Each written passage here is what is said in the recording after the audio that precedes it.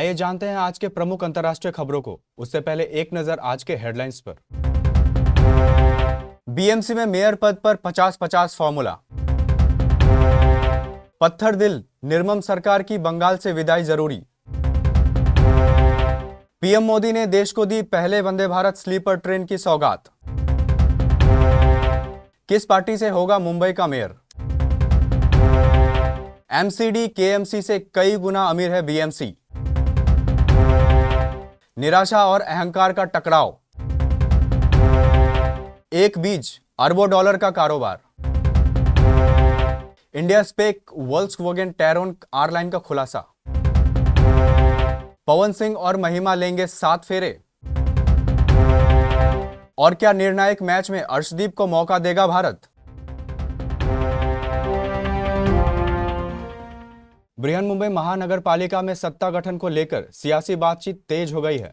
चुनाव में दूसरे नंबर पर रही एकनाथ शिंदे गुट की शिवसेना ने अब मेयर पद को लेकर बीजेपी के सामने 50-50 पावर शेयरिंग फॉर्मूला रख दिया है। इस प्रस्ताव के तहत मुंबई के मेयर का कार्यकाल 2.5 साल के लिए दोनों दलों में बांटने की मांग की गई है। शिंदे गुट के नेताओं और नवनिर्वाचित पार्षदों का कहना है कि बीएमसी में स्थिर सरकार बनाने के लिए यह सबसे व्यवहारिक और सम्मानजनक रास्ता है। पार्टी का तर्क यह है कि वह सत्ता गठन में निर्णायक भूमिका निभा रही है, इसलिए मेयर पद पर उसकी भागीदारी जरूरी है। पश्चिम बंगाल के दौरे पर पहुंचे पीएम मोदी ने शनिवार को ममता बनर्जी सरकार पर बड़ा हमला बोला। पीएम मोदी ने मालदा के कार्यक्रम में कहा कि मैं चाहता हूं कि देश के बाकी राज्यों की तरह बंगाल के लोगों को भी 5 लाख तक का मुफ्त इलाज मिले। यहाँ आयुष्मान भारत योजना लागू हो, लेकिन आज बंगाल देश का एकमात्र ऐसा राज्य है जहां यह योजना लागू नहीं होने दी गई। ऐसे पत्थर दिल सरकार, ऐसे निर्मम सरकार, ऐसी सरकार की बंगाल से विदाई जरूरी है। प्रधानमंत्री नरेंद्र मोदी ने जनसभा को संबोधित करते हुए कहा कि आज हमारा देश 2047 तक विकसित होने के लक्ष्य पर काम कर रहा है। विकसित भारत के निर्माण के लिए पूर्वी भारत का विकास बहुत जरूरी है। पूर्वी भारत का दशकों तक नफरत की राजनीति करने वालों ने जकड़ कर रखा था। बीजेपी ने इन राज्यों को नफरत की रणनीति करने वालों के चंगुल से मुक्त कर दिया है। पूर्वी भारत के राज्यों का विकास अगर किसी के साथ है तो उस पार्टी का नाम है भाजपा। पीएम मोदी ने इससे पहले पहली made in India Vande Bharat train को हरी झंडी दिखाकर रवाना किया। प्रधानमंत्री नरेंद्र मोदी मालदा से हावड़ा गुवाहाटी के बीच चलने वाली देश की पहली स्लीपर वंदे भारत को हरी झंडी दिखाई। यह ट्रेन हावड़ा से गुवाहाटी तक चलेगी। इसके अलावा पीएम मोदी ने मालदा में एक प्रशासनिक कार्यक्रम में 3,250 करोड़ रुपए से अधिक की लागत वाली कई रेल और सड़क अवसंरचना परियोजनाओं की आधारशिला रखी। इसके अलावा पीएम मोदी ने मालदा में एक प्रशासनिक कार्यक्रम में 3,250 करोड़ रुपए से अधिक की लागत वाली कई रेल और सड़क अवसंरचना परियोजनाओं की आधारशिला रखी। इसके अलावा पीएम मोदी ने 4 अमृत भारत एक्सप्रेस ट्रेनों को हरी झंडी दिखाई। यह ट्रेन उत्तर बंगाल में न्यू जलपाईगुड़ी और अलीपुरद्वार को भारत के दूसरे हिस्सों से जोड़ेगी। बीएमसी चुनावों में बीजेपी की जीत के बाद मेयर पद को लेकर सियासत गर्मा गई है।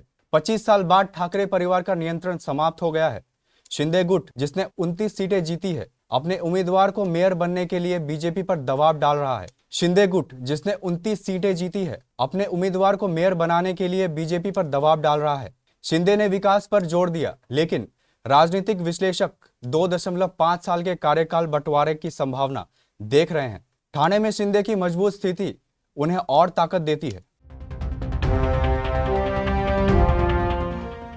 देश की सबसे अमीर नगर निगम बृहन्मुंबई महानगर पालिका चुनाव के नतीजे घोषित हो चुके हैं और चुनाव परिणामों में भारतीय जनता पार्टी और एकनाथ शिंदे की शिवसेना ने मुंबई की सियासत की तस्वीर बदल कर रख दी है।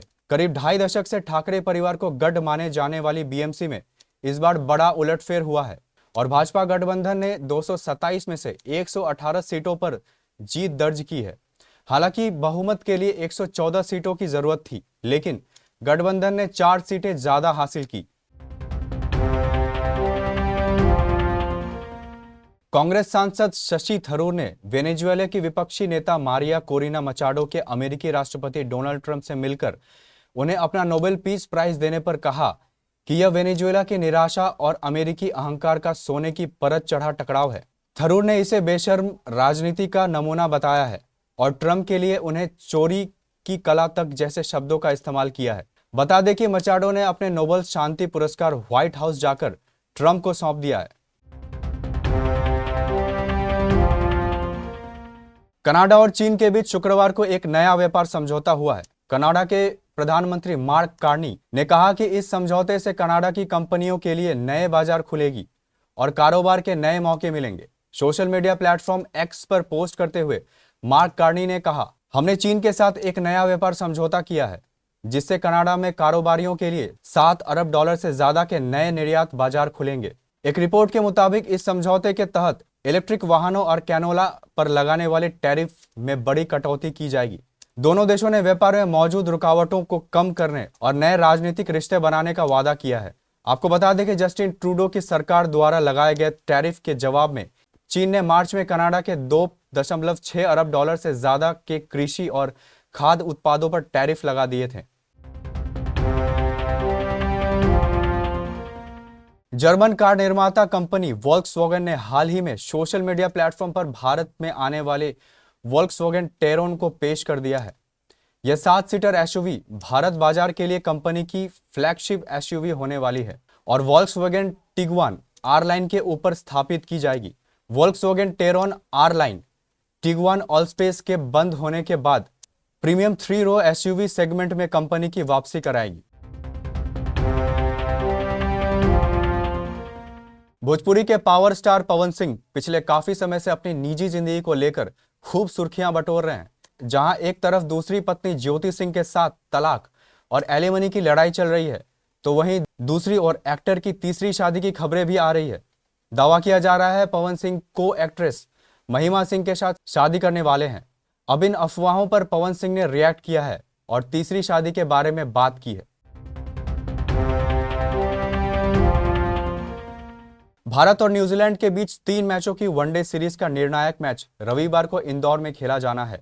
दोनों टीमों को एक मैच में जीत मिल चुकी है और अब सीरीज दोनों में से कोई भी जीत सकता है। पिछले मैच में न्यूजीलैंड के स्पिनर्स ने भारतीय बल्लेबाज को पूरी तरह खामोश रखा था। हालांकि इंदौर जैसे खूब रन बनने वाले मैदान पर गेंदबाजों के ऊपर दबाव होगा।